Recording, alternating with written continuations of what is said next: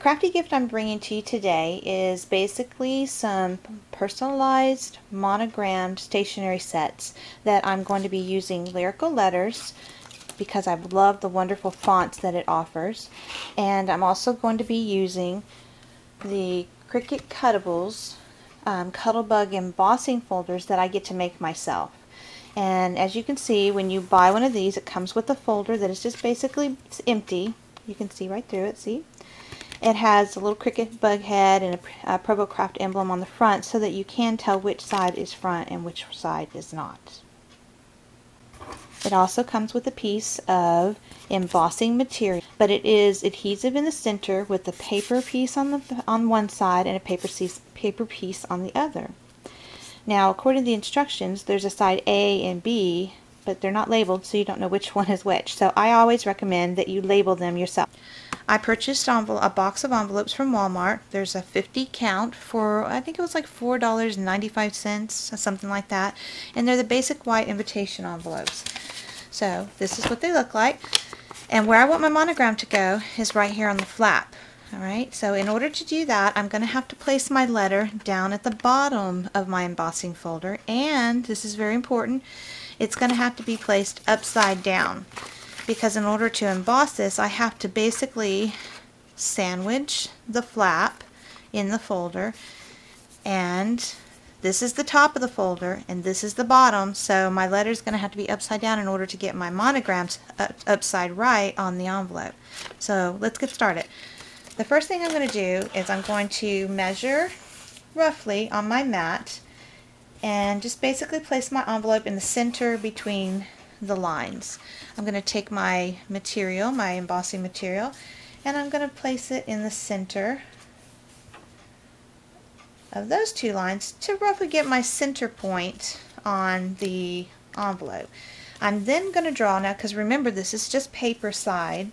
I'm going to draw with a permanent marker because I want actually this line to last, so don't use a pencil. And I'm going to draw those lines. Alright, I'm not going to do it on just one side, I'm actually going to do it on both. So you're going to line it up again, close the flap,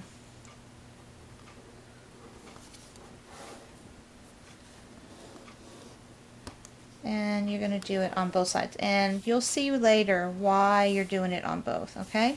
So there you go. I'm done with my envelope for now. And here's my embossing material with the envelope flap actually drawn on both sides.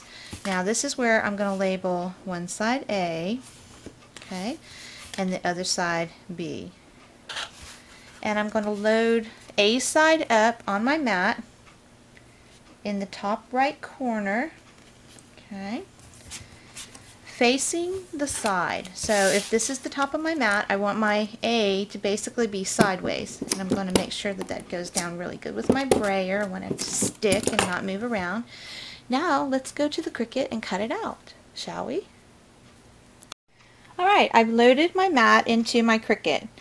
And I'm going to take my blade housing, and using the grid on my blade, or on my mat, I want to move my blade housing to what is roughly the center point of the flap only.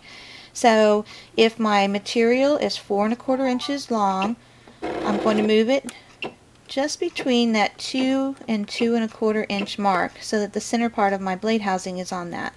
Then I can use these grid lines here to see that the tip of my flap is a little more than 2 inches, so I'm going to kind of just go to the 1 inch. I think that's a good center point for my flap. And the reason I'm doing this is because I want to center the image. I'm using the connected uppercase letter S and make it size 1.5.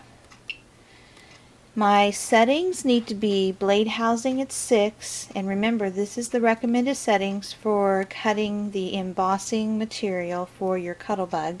So blade housing is set at 6, my pressure is maximum at 5, my speed is 3, and I'm also going to be using multi-cut. So I'm turning my multi-cut because it has to cut it 2 times. So multi-cut is on. Make sure my settings for the multi-cut is at 2, and it is.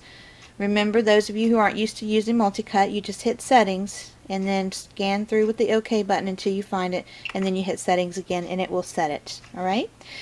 But I'm also going to be using the center point. So we've got two creative features going on here, the multi-cut and the center point. I've chosen my letter S, it shows it there, and I've got my blade housing in the center. I'm now just going to simply hit cut.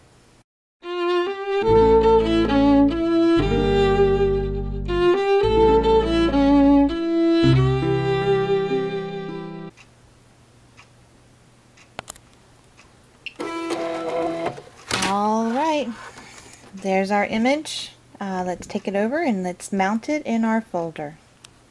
You'll see that I have side A, which is the proper side for the S, and side B. I'm going to go ahead and punch out my S. It's very easy to come out since it's cut twice. And you'll see that it's there. And there's my S. Now I'm going to have my folder. Now here's the important part. In order for your embossing to come out right and for it to be correct, because remember you've got a letter, so you can't just simply turn the folder over. You're going to want your side A to be on the front side. Okay, this is the top, this is the bottom. So your side A is going to be upside down on the front part of your folder, and the letter itself will be on the back side. So that means that we're going to be peeling the paper off of side A.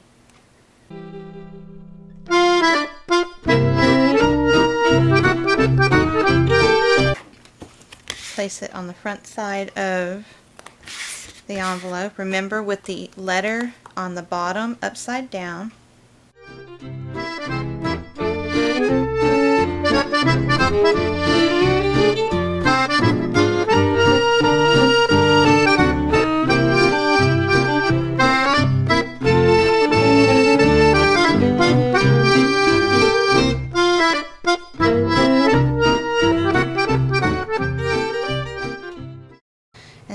Kind of slide it across because it's sticky, so you have to be careful, but you just want to basically make sure it's just lying in there. Make sure there's no little pieces in there also.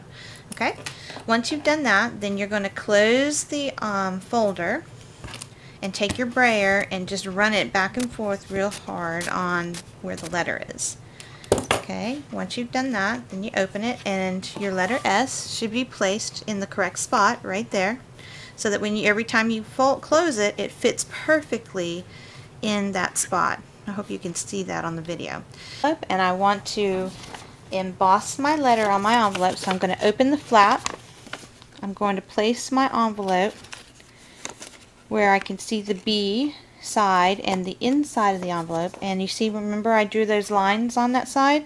Basically my flap just lines up in those two lines, which would also put it in the fold.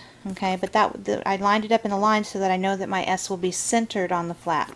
Okay, then I fold it, and the reason I'm going to fold my envelope back down is because if I leave it open, it will not fit through my Cuttlebug. I'm going to use my A plate and my C plate. Now when you make your own embossing folders, you cannot use the two B plates like you would normally do with a Cricut or Cuttlebug embossing folder. And the reason is because for some reason the homemade ones are a little bit thicker, and so that's too much thickness. You'll end up breaking a plate or something. So after trial and error, I have discovered that the C plate is best to use with it, but you want to use another piece of paper or something of a little bit of thickness as a shim, basically, and that gives you just the right thickness to make it a nice crisp image. So now that I've done that, I'm going to run through my Cuttlebug.